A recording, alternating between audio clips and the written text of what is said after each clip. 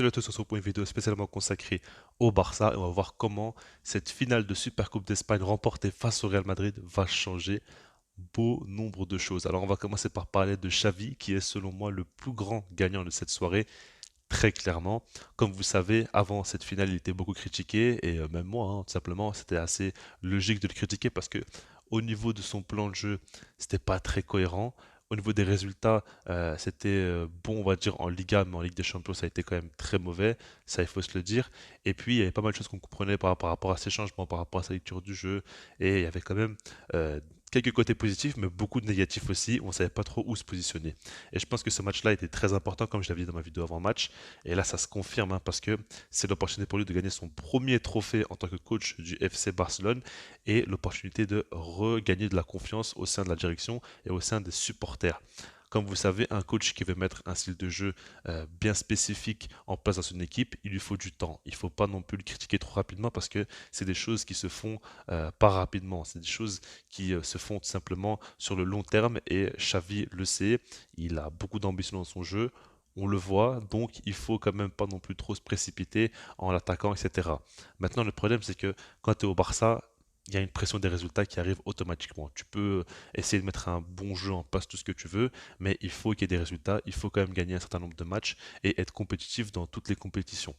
Ça n'a pas toujours été le cas pour Xavi, et là pour moi ce trophée-là va lui faire beaucoup de bien, et je pense qu'il sera beaucoup moins critiqué, parce qu'il y avait quand même une petite vague qui commence à arriver sur lui, beaucoup de gens commençaient vraiment à l'attaquer, et je pense que désormais, au niveau de la confiance, ça va être bien mieux, et un coach qui a la confiance de sa direction et de ses joueurs, évidemment que c'est beaucoup plus simple à travailler et à mettre des choses en place par la suite. Ensuite, maintenant, en dehors de ça, il y a aussi le fait euh, de son plan de jeu qui fonctionne beaucoup mieux. On voit que maintenant il joue beaucoup en 3-2-2-3. Il faut bien se rendre compte qu'avec ballon, ça joue comme ça, et sans ballon, c'est plutôt, on va dire, un 4-3-3 ou peut-être un 4-5-1, ça dépend des phases de jeu. Mais en tout cas, on voit qu'offensivement, c'est différent. Ce qui est à prendre en compte, c'est qu'aujourd'hui, Xavi a compris comment utiliser Pedri et Gavi. Et ça fait un petit temps que je me tuais à le dire, que ces joueurs-là doivent être plus haut sur le terrain, ils doivent avoir une liberté offensive, parce que ok, c'est des joueurs qui courent énormément, qui peuvent faire beaucoup d'efforts, mais c'est des joueurs qui, selon moi, ont une qualité technique vraiment monstrueuse, et que dans les petits espaces, dans les derniers mètres, ils peuvent faire quand même beaucoup de différence et apporter tout simplement. Et on a vu, Gavi a fait un match stratosphérique, Pedri aussi, ils ont été monstrueux, et on voit que depuis qu'ils jouent plus haut sur le terrain, bah, ils sont beaucoup plus importants, ils ont beaucoup plus d'influence sur le jeu du Barça, et c'est comme ça qu'on veut les voir tout simplement. Donc ce système de jeu marche bien, notamment par rapport au milieu de terrain qui est vraiment, on va dire, fondamental, c'est un mot que Xavi aime bien. Il y a aussi une animation défensive qui marche très très bien. Ter Stegen est revenu à un très bon niveau, ok, mais quand même, je trouve que le Barça concède moins d'occasions. Alors, il ne faut pas non plus tout oublier. Face à Atlético Madrid et face au Real Betis, il y a eu beaucoup de négatifs, il y a eu beaucoup de mauvaises choses. Mais on sent que cette défense-là a du potentiel, qu'elle est déjà beaucoup plus compétitive, et on voit qu'elle peut quand même contenir des gros attaquants comme Karim Benzema, comme Vinicius, et ça fait plaisir. Et puis c'est surtout l'expression collective qui fait la différence. Un pressing qui peut bien marcher, on l'a vu face à Atlético Madrid pendant un certain temps, on l'a vu face au Real Madrid, et du coup c'est quand même très positif. Maintenant, par rapport aux joueurs, j'aimerais parler un petit peu de tous les jeunes. Pour moi, c'est important de le prendre en compte. Le Barça, aujourd'hui dans l'effectif, il y a énormément de très très jeunes joueurs. Et le truc assez problématique, c'est que depuis qu'ils sont là, ils jouent, ils montrent de très belles choses, ok, mais on attend qu'ils gagnent encore plus d'expérience, on attend qu'ils grandissent, on attend qu'ils aient des matchs références, etc., pour qu'ils puissent tout simplement continuer à progresser et prendre plus de responsabilités au sein de l'équipe. Et pour moi, cette victoire-là va leur faire énormément de bien, déjà face à un gros comme le Real Madrid, face à un rival aussi important. Et puis, par rapport au fait qu'ils gagnent un titre, enfin, parce que la Coupe du Monde, c'est pas forcément bien placé pour tous les Espagnols. On sait que généralement, il n'y a pas forcément un Catalan qui s'en est bien sorti dans cette Coupe du Monde en termes de résultats, etc. Et du coup, ça peut faire du bien. Gagner un premier trophée, tu gagnes de l'expérience, tu gagnes de la confiance, et c'est tout simplement cette mentalité winner qui doit ressortir du côté du Barça.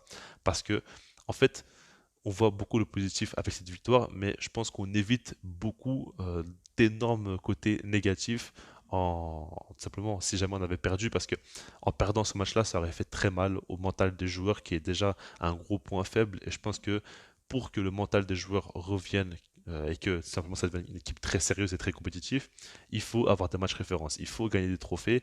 Et bien évidemment, la Supercoupe d'Espagne, c'est pas non plus le titre le plus important, mais ça reste un classico, ça reste un match face au Real Madrid et ça reste un trophée qui n'est pas à prendre à la légère, évidemment. Donc, dans ce sens, je pense que les jeunes montent en puissance et c'est comme ça qu'ils vont gagner l'expérience, c'est comme ça qu'ils vont grandir. Je pense qu'un gars comme Alejandro Balde a beaucoup gagné ce match-là parce qu'encore Pedri Gavi commence à avoir l'habitude de jouer des gros matchs et à être intéressant. Maintenant, Alejandro Balde, lui, le seul doute qu'on avait par rapport à ce joueur, c'est est-ce que dans les gros matchs, il pourra être aussi bon ou non. Finalement, on voit qu'évidemment, il peut faire de très belles choses face à n'importe quelle équipe, et ça, c'est quand même extrêmement positif, mais c'est la même chose pour des Araujo et pour les Pedri, Gavi, etc. Donc voilà, maintenant pour terminer, on va parler un petit peu de Robert Lewandowski. Et oui, il fait plaisir, hein. Un but, une passe D, il fait un très très gros match. Je pense que par rapport à Lewandowski, on est tous d'accord pour dire qu'il va mettre ce quota de buts. On le sait très bien, il a déjà plus de 20 buts cette saison, toute compétition confondue avec le Barça, ce qui est assez énorme évidemment. Maintenant, par rapport à Lewandowski, le seul reproche qu'on peut vraiment le faire, c'est par rapport au fait que dans les gros matchs, il est moins présent, etc. Et on l'a vu face au Bayern Munich, les deux matchs, il n'a pas spécialement été bon. Après, je l'avais dit, mais pour moi, c'était pas forcément lui le fautif. Puis face à l'Inter Milan, le premier match, c'était pas top. Le deuxième match, il a mis un doublé et il a été très très important par rapport à ses buts. Maintenant, on attendait quand même un petit peu plus de lui dans le jeu. On attendait à ce qu'il marque peut-être un peu plus parce qu'il peut le faire très clairement. Ça reste quand même un joueur de classe mondiale. Mais je pense clairement que ce Classico, le fait est qu'il marque face au Real Madrid dans une finale qui donc apporte un trophée au FC Barcelone, ça va lui faire beaucoup de bien. C'est un match référence pour lui avec le FC Barcelone et c'est ce sur quoi il pourra s'appuyer pour la suite. Parce que imaginez que par exemple ce match-là, il l'avait raté, bah, le prochain gros match qu'aura donc le Barça, on se demandera est-ce que Lewandowski va réussir à faire quelque chose de nouveau. Et je pense qu'il y aura quand même beaucoup de pression sur lui, il y aura beaucoup de regards tournés vers lui, et ça pourrait tout simplement lui porter préjudice.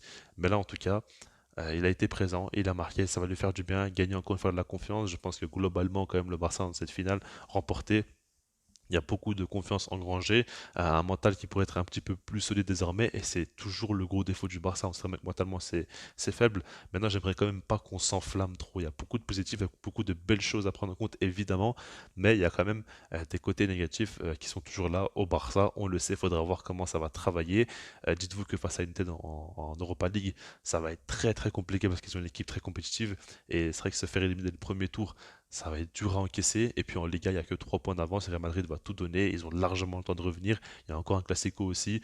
Donc rien n'est fait encore pour cette saison. C'est une bonne chose. Mais ce titre-là doit permettre au Barça de faire une belle saison, de gagner la Liga, absolument. Et puis tenter de gagner cette Europa League aussi. On peut le faire et ça pourrait être une belle saison réussie pour repartir de plus belle, tout simplement. Je vous laisse là-dessus. Et puis sinon, moi je vous dis peace.